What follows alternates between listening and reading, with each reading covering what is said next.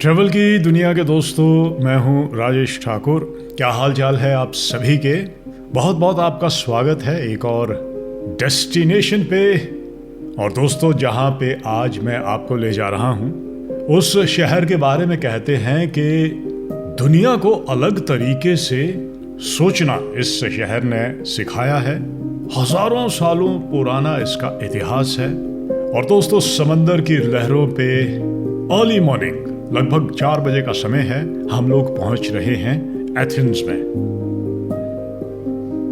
लगभग 10 घंटा हमारे पास आज इस शहर को एक्सपीरियंस करने के लिए है। और ज्यादातर समय आज दोस्तों हम जो बिताने वाले हैं वो है एक्रोपोलिस को एक्सप्लोर करने का। कहते हैं दोस्तों, वो सिर्फ एक मंदिर नहीं है। ग्रीक भाषा में एक्रोस का मतलब है ऊंचा और पोलिस का मतलब है शहर, यानी ऊंचा शहर।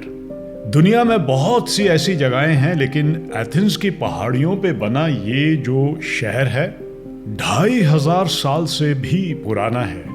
इस शहर को देखने के लिए आज कुछ ज्यादा ही एक्साइटमेंट है दोस्तों। और साथ में आसपास बहुत सारी चीजें हैं जो आज हम एक्सप्लोर करने वाले हैं। सुबह सुबह दोस्तों एथेंस के इस हिस्टोरिक बंदरगाह पे हम लोग रुके हैं। इस पोर्ट का नाम है पिरायस।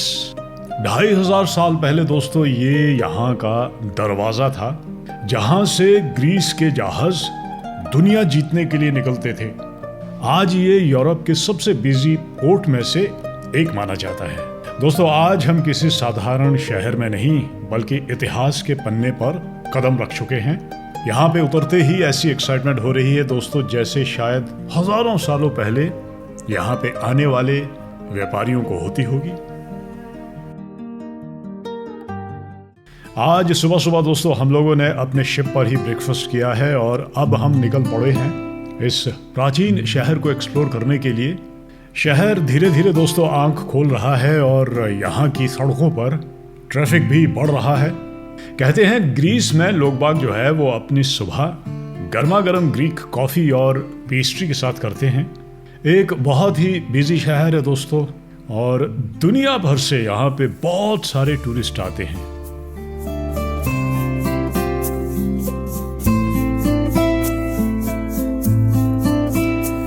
सुबह सुबह दोस्तों हम पहुंच गए हैं मॉडर्न वर्ल्ड में जो ओलंपिक खेला जाता है उस ओलंपिक की जन्मभूमि पे।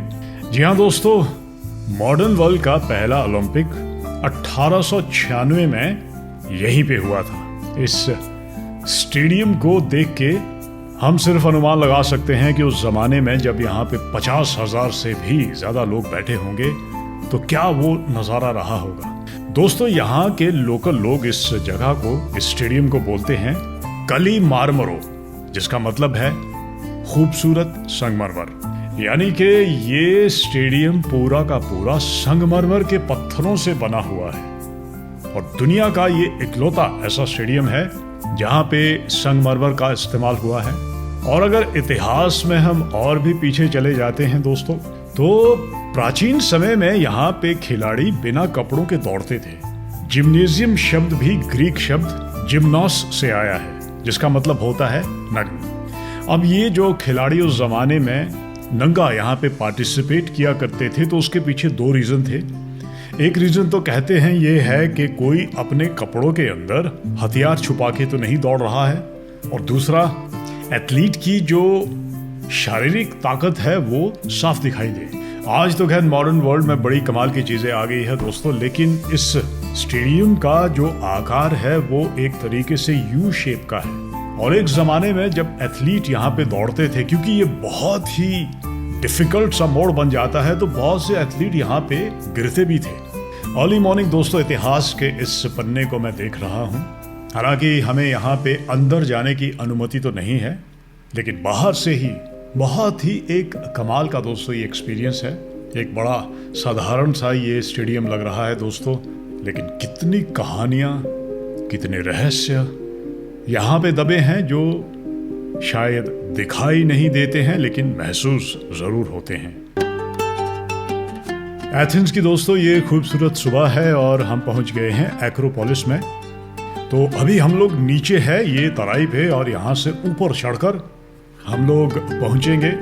दोस्तों आपको बता देता हूं, ये बहुत ही बिजी टूरिस्ट प्लेस है और एक ये अनुमान है कि हर साल यहाँ पे लगभग 40 लाख लोग इस इतिहास के पन्ने को पढ़ने के लिए आते हैं। और ऊपर जाने के लिए यहाँ पे 2 अलग अलग द्वार है। एक तो है मेन एंट्रेंस और दूसरा जो है वो पीछे की तरफ से जाता है। और ज़्यादातर मेरा अपना मानना है कि जो प्री बुक्ड या गाइडेड टूर होते हैं वही इस तरफ से जाते हैं, क्योंकि मेन गेट से अगर आप जाएंगे तो लगभग 2-3 घंटा तो मुझे ऐसा लगता है कि शायद आपको इंतज़ार करना पड़ेगा, क्योंकि बहुत लंबी दोस्तों मैंने वहाँ पे लाइन देखी है। और हम लोगों ने ये अपना एक गाइडेड टूर किया है, तो ये सारा प्री बुक्ड है। और जिस रास्ते से हम लोग जा रहे हैं, हमारे गाइड ने हमको बताया है कि लगभग आधे घंटे के अंदर अंदर हम लोग एक्रोपोलिस में ऊपर पहुंच जाएंगे। दोस्तों जैसे जैसे हम इस पहाड़ी पे ऊपर चढ़ रहे हैं, पुराने पत्थरों का बना ये रास्ता है तो थोड़ी फिसलन भी है, ख्याल रखिएगा अगर आप कभी यहाँ पे आते हैं। और सामने पहाड़ी का बड़ा ही खूबसूरत नज़ारा है। एथेंस शहर जो है, जैसे जैसे पहाड़ी पे हम ऊपर चढ़ते जा रहे हैं दोस्तों, तो सफ़ेद रंग के ये घर जो है बड़े ही खूबसूरत लग रहे हैं। इस पहाड़ी के चारों तरफ एक बड़ा ये मॉडर्न वर्ल्ड का कंक्रीट जंगल में इसे कहूँगा, धीरे धीरे साफ होता चला जा रहा है। पहाड़ी पे चढ़ते हुए दोस्तों हमें यहाँ पे एक बड़ा ही ये ज़बरदस्त भव्य थिएटर जो दिखाई दे रहा है, ये सिर्फ पत्थरों का ढांचा नहीं बल्कि एक प्यार का मेमोरियल है। लगभग 2500 साल पहले 161 में हेरोडेस एटिक्स ने इसे अपनी पत्नी की याद में बनाया था।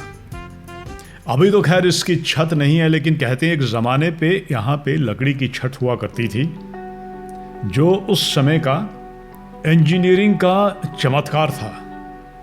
और मज़ेदार बात यह है दोस्तों कि आज भी यहाँ पे दुनिया के जो बड़े बड़े कलाकार हैं वो यहाँ पे आके परफॉर्म करते हैं। और इस हिस्टोरिक जगह पे वो अपना सौभाग्य मानते हैं। बड़े ज़बरदस्त दोस्तों यहाँ पे कॉन्सर्ट होते हैं और बड़ा जल्दी वो बिक भी जाते हैं। इतना ये कमाल का दोस्तों बना हुआ थिएटर है। इसके बारे में कहते हैं कि यहाँ पे नीचे स्टेज पे अगर कोई सिक्का भी ज़मीन पे गिरता है तो उसकी आवाज़ जो है वो जो आखिर में बंदा बैठा होगा सीढ़ियों पे या सीट पे उस तक पहुँचती है। तो एक थिएटर के अंदर जो एक्विस्टिक आजकल के ज़माने में लगाते हैं, देखिए दोस्तों ये एक बड़ा खुला थिएटर है, तो क्या वो कमाल का ये साउंड का काम यहाँ पे हुआ है।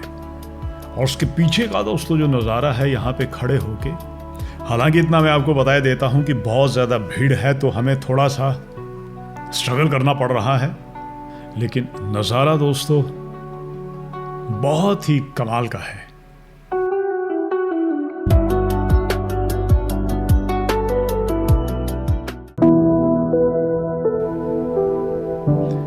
भीड़ भाड़ में दोस्तों स्ट्रगल करते हुए अब हम पहुंच गए हैं एक्रोपोलिस के दरवाजे पे, जहां के पत्थरों में कैद है हजारों साल का इतिहास।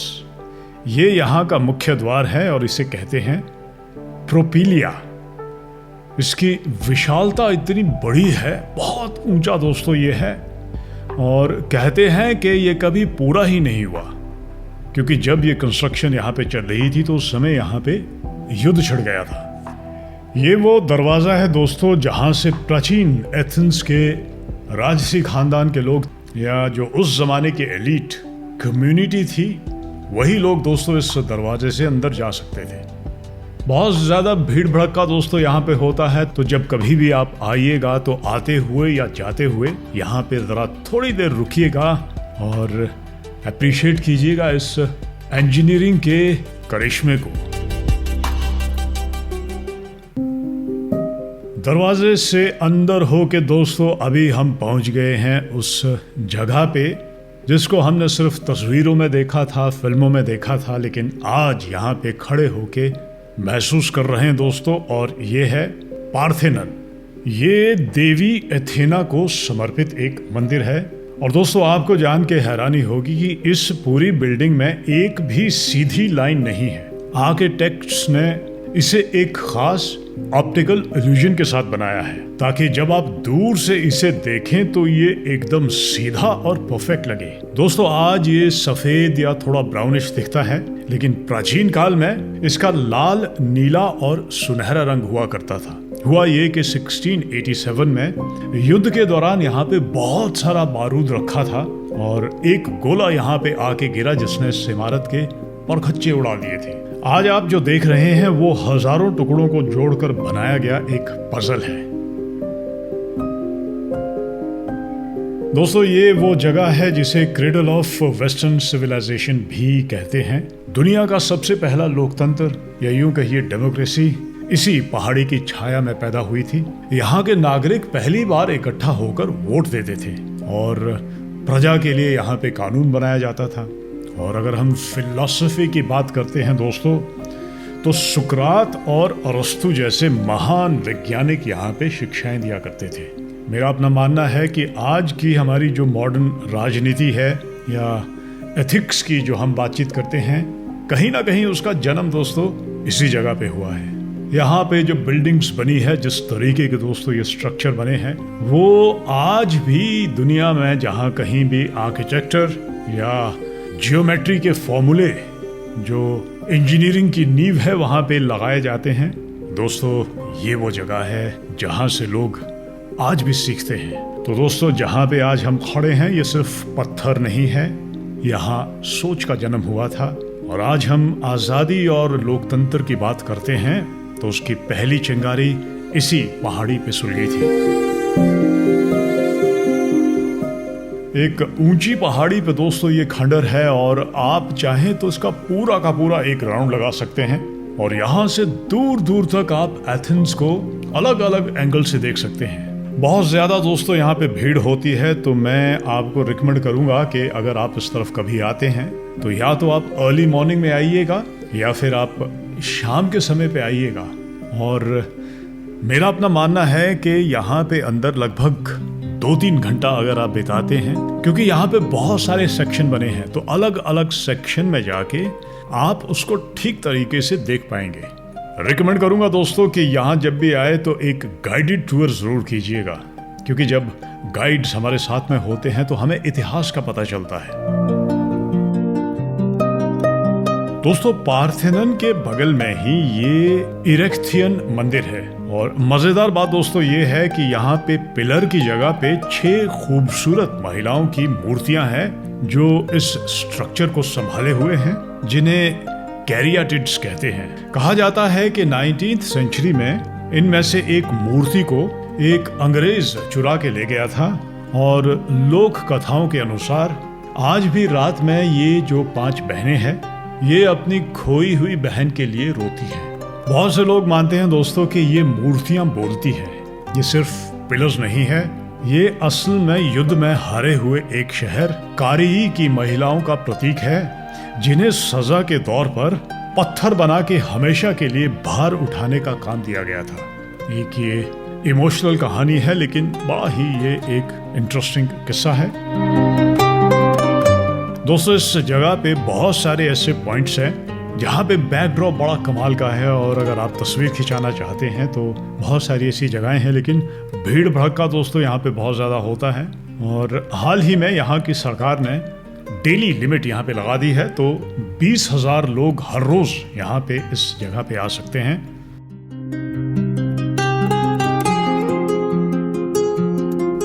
मैंने बहुत से लोगों को यहाँ पे किनारों पे बैठे हुए देखा है, एथेंस शहर को निहार रहे थे और कुछ लोग शायद बैठ के यहाँ के इतिहास को पढ़ रहे थे, शायद इस जगह को महसूस कर रहे थे। एक्रोपोलिस की तराई में दोस्तों ये एक बड़ा ही खूबसूरत मार्केट है और कहते हैं कि एक जमाने में ये देवताओं का मोहल्ला हुआ करता था। दोस्तों ये है यहाँ की प्लाका मार्केट, जो एक्रोपोलिस के बिल्कुल ठीक नीचे है और यहाँ से भी ऊपर पहाड़ी पे ये बड़ा ही कमाल का व्यू है। यहाँ पे भी दोस्तों बड़ा जबरदस्त इतिहास छुपा है।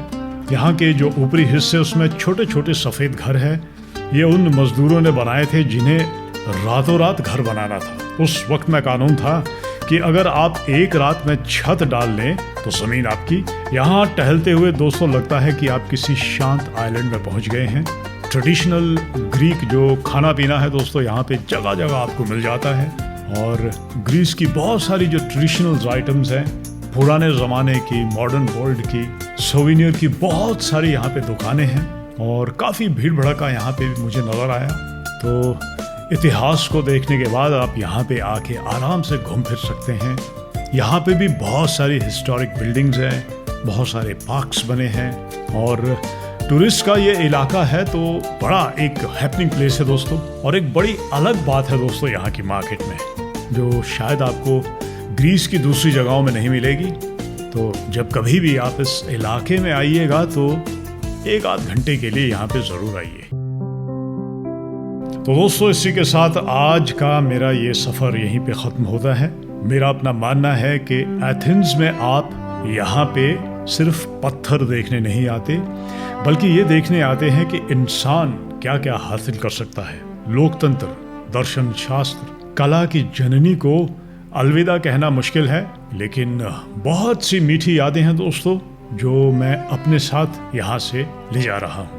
वीडियो पसंद आया हो तो दोस्तों लाइक ज़रूर कीजिएगा, कमेंट करके मुझे बताइएगा कि आपका पसंदीदा पोर्ट कौन सा था, और मिलते हैं किसी अगले डेस्टिनेशन पे। मैं हूँ राजेश ठाकुर। इस खूबसूरत दुनिया को यूं ही एक्सपीरियंस करते रहिएगा।